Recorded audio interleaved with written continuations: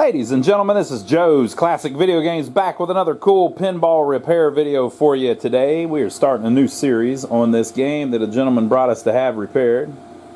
This is Bally's The $6 Million Man pinball machine. Can you believe it? Who would have thunk? We've had one of these before, but this one we do not own. We're just repairing this for a guy. So we figured we would film it, and you folks would probably like to come along for the ride. Has the cool jet on the side. It's from 1978.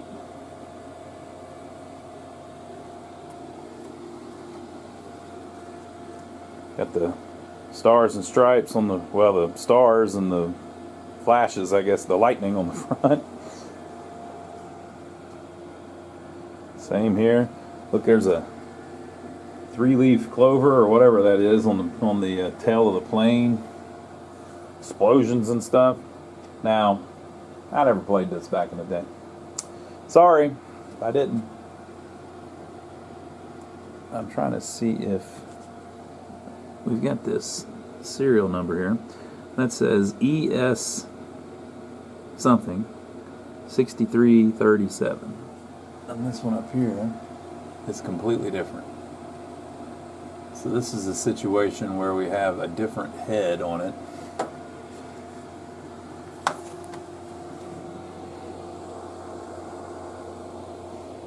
ESM. So I'm reading ESM 555. Or something like that. 51. 55, 51, 55, something like that. ESM 5155.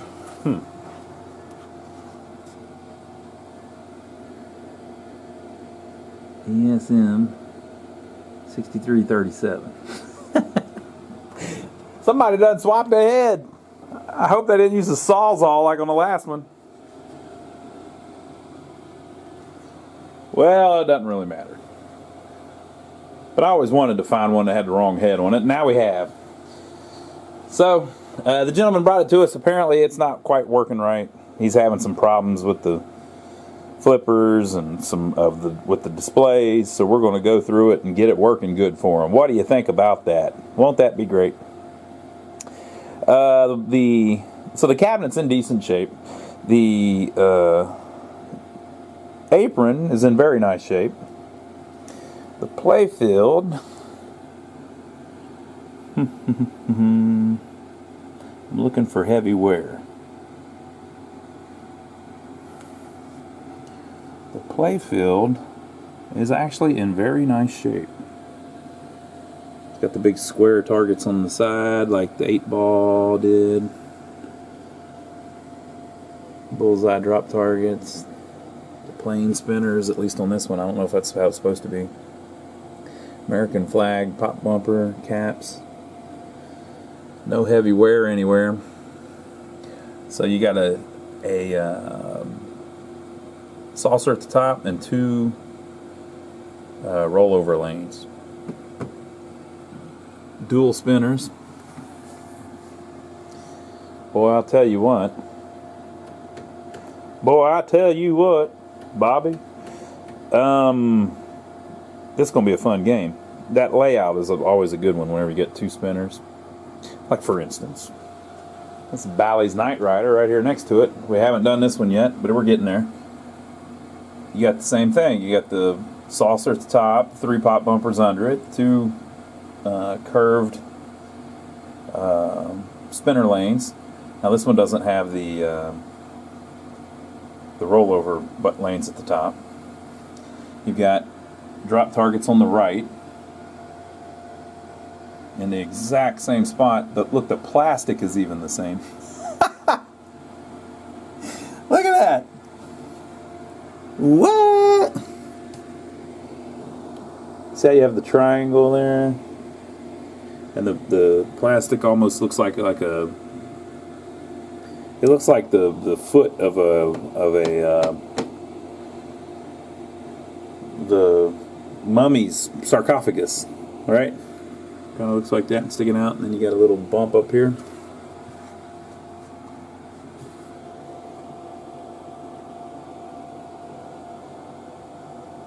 See the bump? It's exactly the same. What are they doing? What are they doing? Okay, and then you have this square plastic with a little cut in it, and it curves around. Square plastic with a little cut in it, and it curves around. Say what? Triangle shaped plastic here. Let's cut a little short.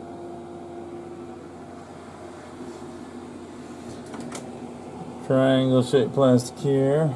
And it's cut a little short. That's crazy. That's crazy. But hey, if it's working, why mess with it? So let me see if the plastics are as good. So this is the plastic on Bally's Knight Rider.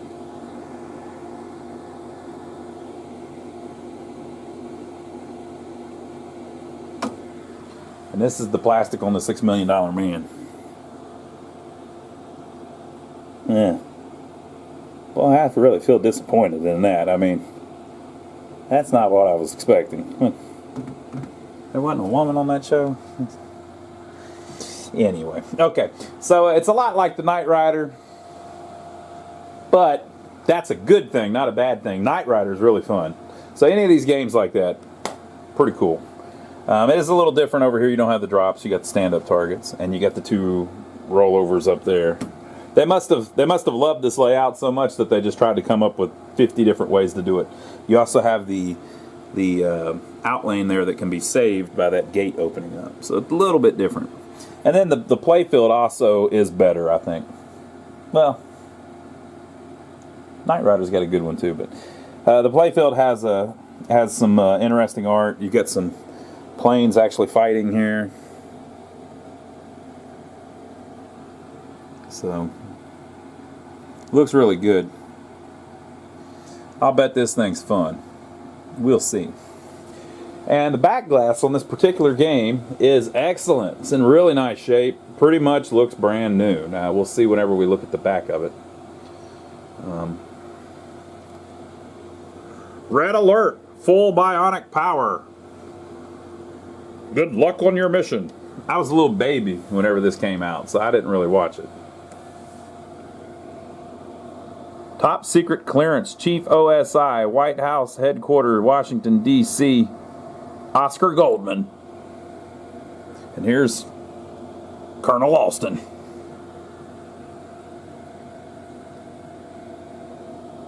Top secret. Mr. Christensen did the artwork.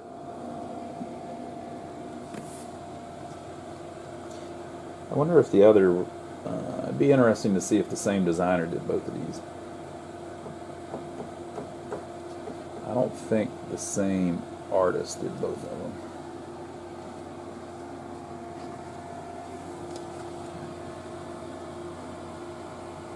Boom, boom, boom, boom, boom, boom, boom, boom. No signature on that one. I have to look it up. Might have to look it up. I will at some point. And they're saying that the $6 Million Man is a trademark of Universal City Studios. And look at this. The guy's so swole. Look at his biceps popping the shirt apart. Look at him. I bet that was a good show. I'm going to have to watch it now. So the most interesting thing about it is that you can play 6 players on this game. It's a 6-player game. How clever. Very, very clever. I believe a lot of the shuffle alleys you can play 6 players, but aren't most of those Williams though? I don't know if Bally did shuffle alleys. Maybe. Perhaps. So anyway, very good looking game. Everything looks cool. So I'm going to open it up. Let's see what's inside of it. Now we could just plug it in and see what's going on with it, but yeah, I kind of like to look inside of it first to make sure there's nothing crazy going on. What if there's a wire and it's touching this? It shouldn't do that. So we're going to check that out. So let's open it up and see what it looks like inside. Okay, actually a fairly clean game. I mean, it's very dusty and everything, but that ain't nothing compared to how they usually look. Look, there's hardly any rust on the lockdown bar receiver and everything. Not much in it. There's a manual bag there with the repair manual in it that Bally put with them, and a lot of dust. A little bit of light bulbs. There's a quarter from 1965 and a quarter from 2015. So we're going to leave them right there. Yeah. And I looked it up. The gentleman that designed this pinball machine is, in fact, the same gentleman that designed Bally's Knight Rider. So these two games were designed by the same exact designer.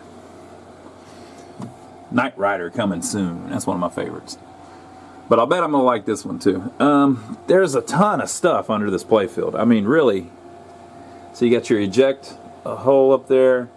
Three coils, which is a coil. You got 3 coils for the pop bumpers. This huge coil for the drop target reset. You got your 2 kickers. You have your gate coil. You have your 2 flippers. And then this is a post. So there's a up post in the middle to save the ball. But everything looks pretty good. It's a little dirty, but everything looks to be in good shape. I don't see any major hackage. So it's probably a nice clean little game that hopefully we can get working again well for him.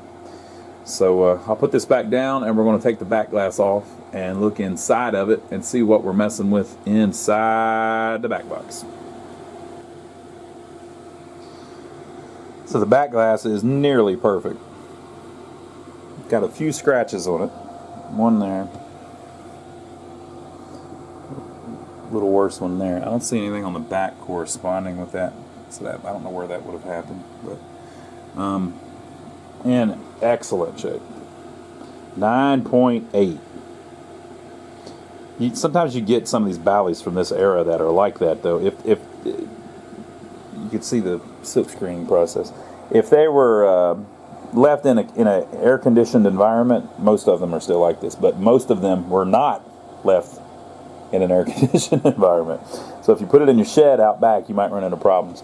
It has to do with when glass gets cold and hot, it changes size, and the paint doesn't change size at the same speed as the glass, which makes it peel off. A lot of people have said, "Oh, it's heat," and it's not heat, because there's heat on all kinds of stuff, and it's certain colors do it worse and all of that. It's the paint. But if you just keep the stuff from getting now it is heat if you put it out in a really hot shed. It's not the heat from the bulbs. It doesn't get that hot where it's going to melt paint off.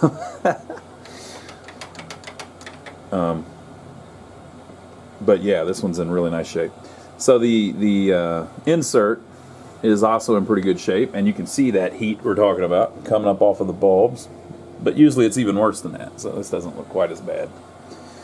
And you can see the 6 displays and the 1 extra one for the credit display and the ball and play display. So let me go put this back glass where it will not get damaged, and then we'll open it up. It's the back of the insert board, still in very nice shape. This one's actually a little neater than most of the games are, I guess, because since they had to put more displays, they figured they'd make it. They had to cram more on there, so they made it more neat. Tester 122, good job, whoever that was. You can see on the sockets, see that? I wonder if that is flux or if that's like glue. Maybe they glued the little sockets in before it's probably flux, because I guess they would have hand soldered them. But that's on every little socket. Looks pretty good. And then here in the back box, your power comes up, goes to this power supply, which looks very clean. This is a nice example of this game. And then you come up here to this solenoid board. One thing I'm always interested in is I like looking at like the dates and stuff on the boards. This one, I can't see a date. You got that serial number sticker there, but I don't know if those are the same.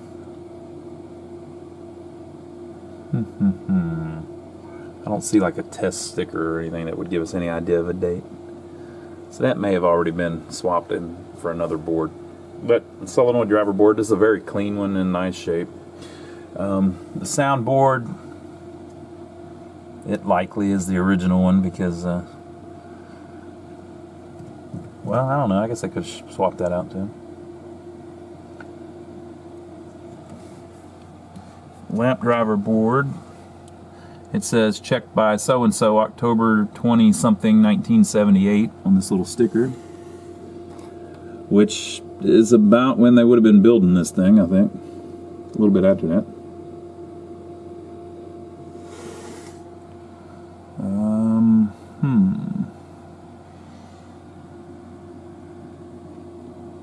So this is stapled in the back box. Number 4075. Name BP, tester 305. Clock number 7000. I don't know what that means. And then you have the MPU.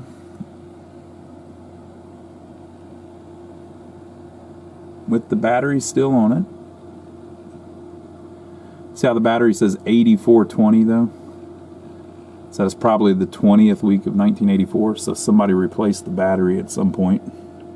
And luckily, I do not see any battery damage at all. Wow! Well, that's very rare.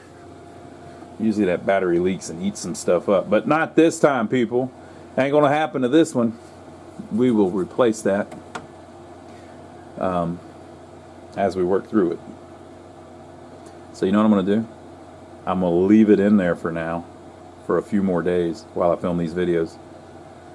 Just so you have nightmares tonight. Just think if that thing leaks and starts eating that board up. Look, it's soldered right to the board. Oh man. Oh man, you think it'll leak tonight? Now what kind of narcissist would I have to be? What kind of egomaniac would I have to be to think that that thing has been on there since 1984, which is 36 years, and it's going to pick tonight to leak? Come on, I'm not that important. I mean, I am important, but I'm not that important. So I think we'll be all right for a few more nights. I don't know what that is. The remnants of some kind of number.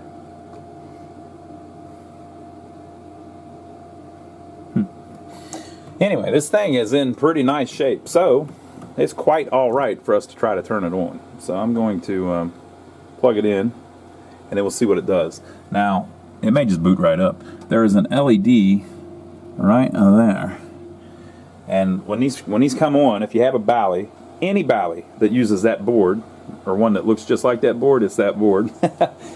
Any Bally or early Stern has the same boot sequence. So what happens is when you first turn it on, that board tries to reset. And it's basically, it holds the power to the MPU low, the CPU chip low, and then lets it raise up. And so what it does, it resets the chip. So it does that very quickly. And it uses this area down here to reset. It's the very first thing it does. So that's why you always have problems with these boards not working if the batteries leak, because it eats up the reset area. So very quickly it'll do that. You might not even see it, or do just a quick little flicker as you first turn the power on. And then it will flash a nice solid flash. And that means that it checked the CPU is running code, and that it's starting to get code out of the ROM, one of the ROMs. I can't remember which one it does. This one or this one. There's 3 on this one actually. It starts running code out of the ROM. And then it will flash a second time, and that means I may have this screwed up. I think the second time means all the ROMs work. All the ROMs are fine. I may have that wrong. It may be the second time is the RAM. And then the third time is the other RAM. One of these. Maybe this is the second one, this is the third one. And then the fourth one is like this, and the fifth one's this, and it checks everything as it goes. And so you should get a quick flash, and then 7 full flashes.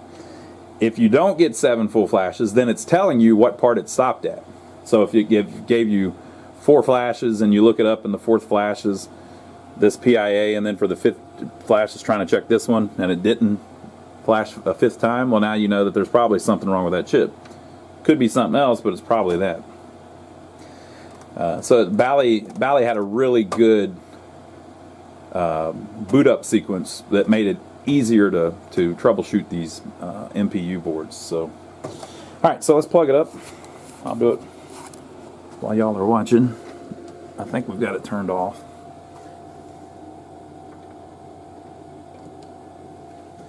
It's plugged up. It seems to be turned on. So, watch right above the battery there.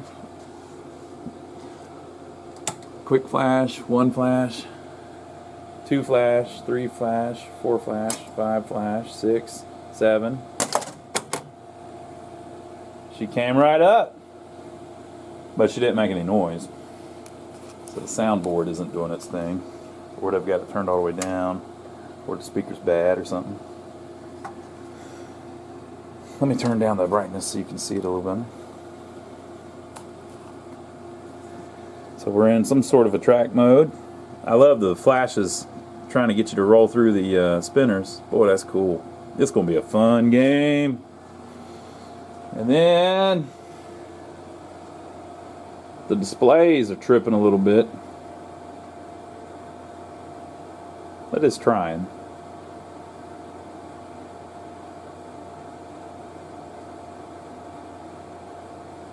Very cool. All right. Well, there's no ball in it. Well, there's something in it. What the hell? Ugh. There's something down in there. I can't tell if it was furry or not. Should I try to? Yeah. All right, so I'm going to take the apron off, and we'll see what's in it. I'll pull it up and take the screws out, but so you can see what it is when I do. You think it's furry? Surely it's not furry. All right, so I got the screws out. If you can, on a lot of machines, you can lift it up and just pull it forward just a little bit, like ½ an inch, and sit the front of the table on the receiver. You got to watch it though when you do that. If you pull it out too far, you're going to set it down on the switch and bend stuff up, and short stuff out, and all that. Here we go. That ain't too bad. It's not even an animal.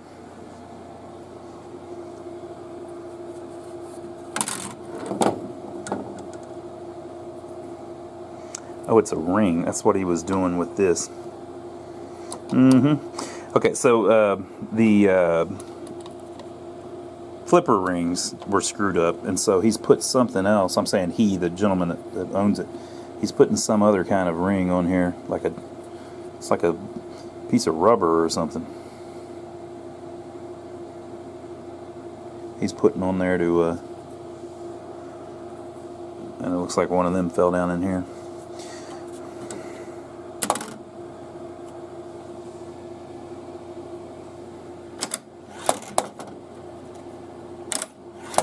I guess it doesn't work if you've got it lifted up.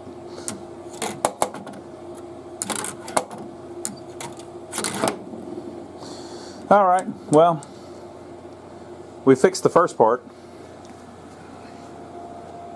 But yeah, the things are pretty clean. This is actually very clean compared to how they usually look. Very little rust. See a little bit there, but good shape.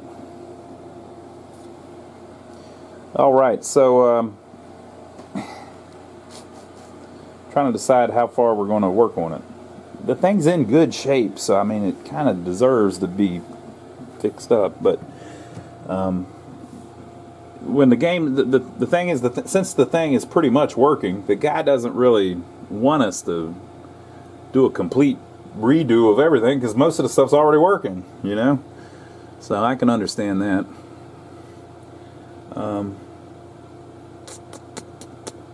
Trying to decide here how far we want to go with it. I think I'll do a little bit though. I mean, we kind of have to work on this power supply a little bit and the solenoid, like with that filter cap. and he's having problems with the displays, which is going to be connectors over there. So I think what we'll mainly do is resolder the board's connectors, and then clean and re-rubber the playfield, check out all the light bulbs, make sure they're all working, and then resolder and try to repair the displays for new battery on the main board. So I guess the first thing that we'll do is work on the power supply, like we usually do. So or I guess we could, is the volume, I hear some volume.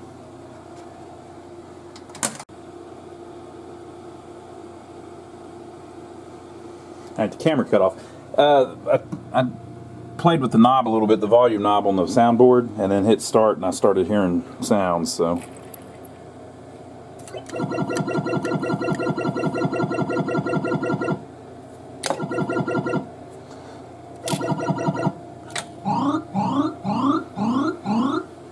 we do have sounds working. The flippers work. Yeah, so it's pretty much up and running.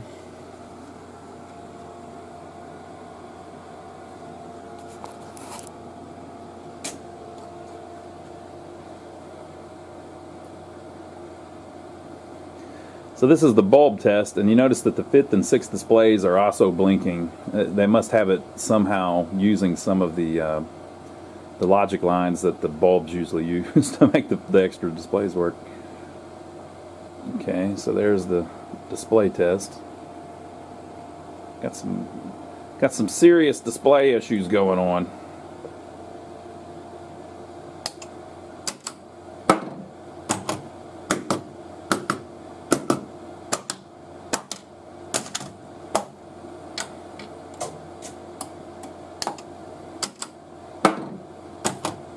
All of the coils are working great. That's the switch test. And now we're into settings and stuff.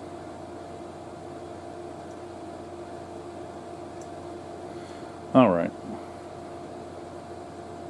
Well, I'm trying to decide what I want to do first. I guess I'm just going to do it how I usually do it. I'm going to start at the power supply, do some minor preventative maintenance on it, and then we'll move along. Still no sound when it booted up. Maybe it's got that turned off or something.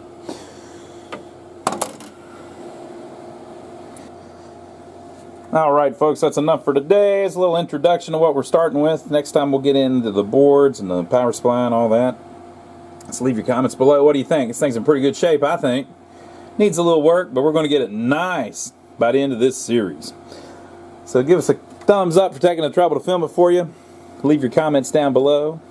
And we'd like to thank everybody that's been using all of our Amazon links. If you don't know about that, there's a link to Amazon down below. If you click that and buy anything on Amazon that you were planning on buying anyways, it gives us a tip for sending you there. So thank you for everybody that's been doing that. And finally, have you seen my brother Donnie? So my brother Donnie and I have bought a little grocery store, a little tiny one, not a big one, a little tiny one, but all of the locals say it is a grocery store. I was talking with them, some people yesterday, who told me the names of the people that had it and confirmed that the one on the right was a flower shop and one on the left was a grocery store. So the one on the left was Mr. Miller's grocery store. And it's just a little tiny building, and we're fixing it up so we can rent it to some people. And so if you like us, if you like people working on old stuff, you might want to check that out. And it's literally my brother Donnie. And then he does farming videos and stuff too. Like yesterday, he was driving down the road, and there were pigs out in the road. A mama pig with 6 baby pigs following her, and that was kind of interesting. So he filmed all of that. So stuff like that. If you're into that kind of stuff, go check it out. My brother Donnie. The link is down below. But we will see you on the next video on this sucker, where we'll tear into that power supply.